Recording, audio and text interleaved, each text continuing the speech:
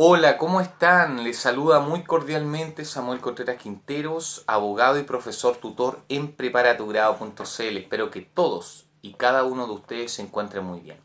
A ver, hoy día vamos a explicar a través de este video pequeños tips, pero más bien sectorizando qué es lo que más se pregunta dentro de las obligaciones, tanto en la clasificación, tanto en los efectos de las obligaciones desde el punto de vista del incumplimiento o efectos anormales, desde el punto de vista del cumplimiento o efectos normales y modo de extinguir, ya para que ustedes más o menos tengan un hilo conductor al momento de estudiar la materia. Bueno, empezamos el estudio de obligaciones. Lo primero, saber un concepto de lo que es obligaciones. Algunos dicen que no hay un concepto legal, pero sí se pueden desprender algunas características del artículo 1438 del Código Civil. Y más allá del concepto hay que saber también los elementos y las fuentes, que para algunos hablan de fuentes tradicionales, otros de fuentes no tradicionales que agrega la doctrina, como la declaración unilateral de voluntad o el enriquecimiento sin causa, ya que recuerden que el código busca evitar el enriquecimiento sin causa. Ahora, referente a los grandes grupos de clasificación que nosotros vemos atendiendo al objeto, sujetos y atendiendo a los efectos, así como preponderantes que yo recuerdo que como oyente y de acuerdo también a lo que mis alumnos y alumnas muchas veces me transmiten, los cuatro grupos grandes de clasificación serían las obligaciones de dar, hacer o no hacer, importantísimo el concepto y la trascendencia de la clasificación.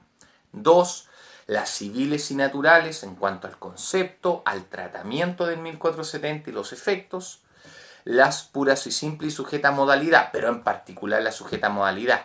Y aún en particular todo lo que es la condición suspensiva, resolutoria, en qué estado se encuentran, efectos propiamente tales, muy preguntados, sobre todo, bueno, todo lo que es condición resolutoria ordinaria tácita, el paralelo, y los efectos de la condición resolutoria cumplida. Y ahí tienen que ustedes distinguir entre partes, 1487, que es la regla general, con una excepción del 1488 respecto de los frutos, y el 1490 y 1491 cuando hablamos de los efectos respecto de terceros, y ahí hay que distinguir si los bienes son muebles o inmuebles.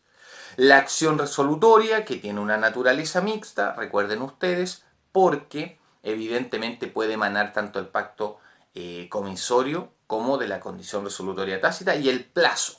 Más allá del concepto, más allá de las clasificaciones, es importante la forma de extinción del plazo, y una de ellas, la más relevante, es la caducidad, porque es una forma excepcional. Y estas dos causales, recuerden ustedes, o hipótesis, deben manejarlas muy bien del artículo 1496. Luego nos vamos a los efectos desde el punto de vista del incumplimiento o anormales. Y ahí tienen que tener el esquema claro, que lo primero que se le concede como derecho al acreedor o acreedores para perseguir el patrimonio del deudor, siempre, uno, derecho de prenda general, o también conocido como garantía general de los acreedores de conformidad al 2465, relacionarlo con el 2469 en la medida que haya prelación de crédito, cuando obviamente el deudor tiene dos o más acreedores. Luego, la indemnización de perjuicios, que yo, a mi juicio, a una opinión muy personal, creo que es uno de los temas más preguntados dentro de las obligaciones. Creo que, una opinión muy personal, sin perjuicio que hay otros temas que igual el profesor le puede dar cierta relevancia, pero este es muy preguntado, la indemnización. El concepto. Dos, la clasificación, cuando es compensatoria, moratoria. Y aquí viene un tema relevante, los requisitos para que opere la indemnización de perjuicios en materia contractual. Muy importante, sobre todo el tema de la imputabilidad, porque le van a preguntar ahí en qué casos, obviamente, se va a imputar su conducta, a qué debe ser atribuible. Y dos, siempre el caso fortuito exime. Recuerden que la regla general es que, obviamente, sí, de acuerdo al artículo 45, pero hay excepciones las cuales no me exime que deben manejarla. Y luego nos vamos a los derechos auxiliares, que tienen dos grandes finalidades. Una, mantener incólume o intacto el patrimonio del, obviamente, deudor, o en su defecto también acrecentarlo. Y ahí tienen que manejar toda la hipótesis de derechos auxiliares y el objetivo o finalidad que persigue cada uno. Y dentro de los efectos de las obligaciones Por el cumplimiento normales tenemos el pago, que a su vez es un modo de extinguir las obligaciones. Y creo que el pago es el más preguntado junto a la prescripción extintiva. Pago, concepto del pago. Súper importante. Posteriormente, quién paga, a quién se paga, los requisitos, las condiciones o validez para que el pago, obviamente valga la redundancia, sea válido. Todo eso es sumamente preguntado. ¿En qué caso el pago no es válido al acreedor? Lo preguntan, ¿ya? Bueno, las presunciones de pago también.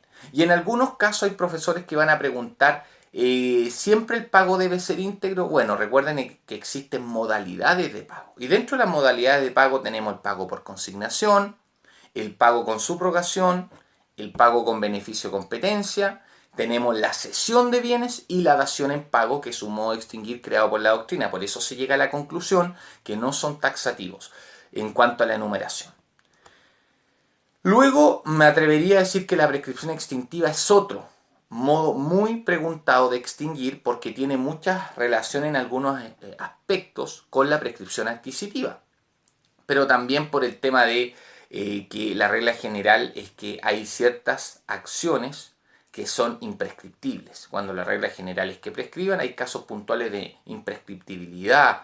Las reglas comunes son similares a las adquisitivas. Súper importante manejar muy bien el caso de la interrupción natural, que hay un gran distingo con la interrupción natural de la adquisitiva, y también tener muy claro cuáles prescripciones son de largo o corto tiempo, a modo de ejemplo, saber muy bien eso. Podrían por ahí preguntar la novación como concepto. Recuerden ustedes que tiene una doble finalidad creadora y también desde el punto de vista extintiva.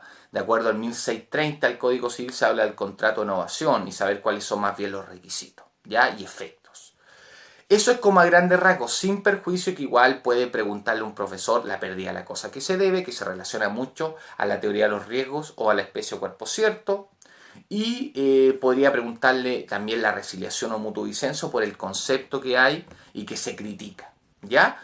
Y los demás modos de extinguir van a quedar netamente a criterio de un profesor, pero también en mi consejo decirle a ustedes que los lean y tengan una visión panorámica. Bueno, esto es un tips, o sea, una pequeña cápsula con tips y una sectorización para que entendamos cómo tenemos que enfocar el estudio de las obligaciones, a qué darle más énfasis y no desgastarnos evidentemente innecesariamente.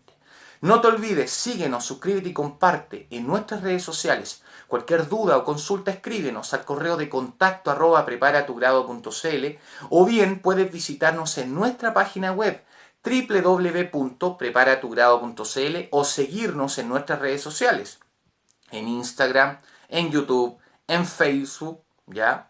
Y en LinkedIn. Muchas gracias a todos los que me siguen, a aquellos que comparten los videos, los comentan. Espero que siempre les sea de gran utilidad para que tengan una estrategia clara de estudio, para que aprendan a sectorizar y lo más importante es tener una directriz para decir, chuta, ¿qué hago? A veces me enfrento a la materia y no sé cómo estudiarla, no sé cómo retenerla. Pero bueno, ojalá esto les sea y les sirva, mejor dicho, de hilo conductor. Un fuerte abrazo a cada uno de ustedes y que tengan una gran semana.